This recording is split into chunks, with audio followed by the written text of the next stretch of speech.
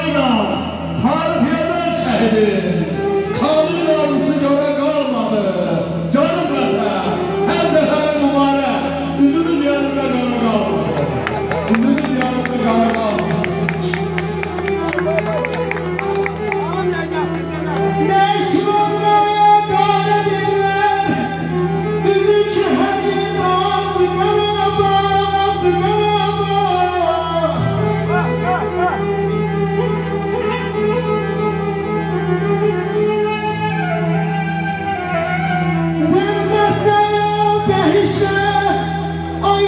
Bir efsanevi vardı basın, vardı kelbecer, vardı kelbecer.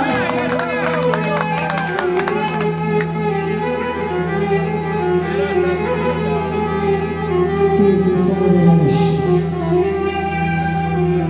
Çağlı Temir'le geçmiş Kəlbəcərə keçən bir təhər icazı aldı. Bunların kəndi qala boyu kəndidir. Maşın yolu qıranda maşın getdi. Maşını şairin qıranda saxladı, 3 saat piyada yol getdi. Şairin gözəl bir evi var. Var idi. İndiki villalar var. O vaxt o kişi orada tutuyor. Ama divarlar yerindeydi. Bütün tahta ne var halı yanır. Yağış yağır, bir his iyi bulundu. Bildim ki şair burada bir təzəşir edildi. Dağlardan hələ də hiss iyi gəlir. O qədər qalanıb ona şərbəcək. Aylar illər dolandıqsa nə çəkib tapan gündən gətir qala şərbəcək. Təsəlli verirdi özünə hərdən. Bir çimir gelindir gözümə hərdən. Çox çillə çəkmişəm dizimə hərdən. Dedim necə qaldı yavaş şərbəcək. Qaldı, əmrdə tez olmasanız, belə candan yanıb köz olmasanız, ey müqəddəs şəhidlər, siz olmasanız ömrünüz geçmişdi bana şərbəcək. Kamil ne gələrmiş başa dünyada? Bir ömür gedərmiş. Yox, ondan qabaq biri var. Döndüm, vətən deyib sağlayan canım. Ümidin sabaha bağlayan canım. Qol götürdü oyna, ağlayan canım. Kəlbəcək deyib, bu da kəlbəcək.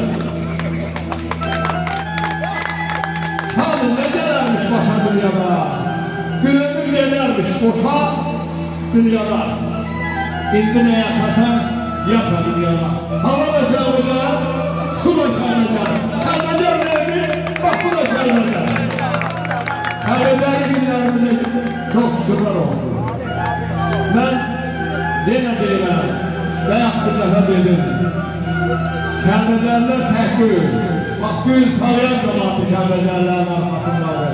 Allah o erobanı var eləsin. Salayan cemaatı var olsun ki, bu neçə ildə Kəlbəcəklərə ahı dayak qardaş oldular. Və bir ildə ahıra qədər məclis oturdular. Tamam olsun.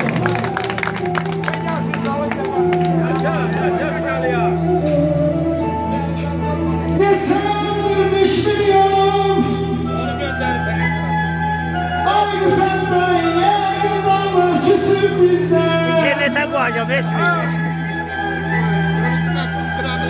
Var mı?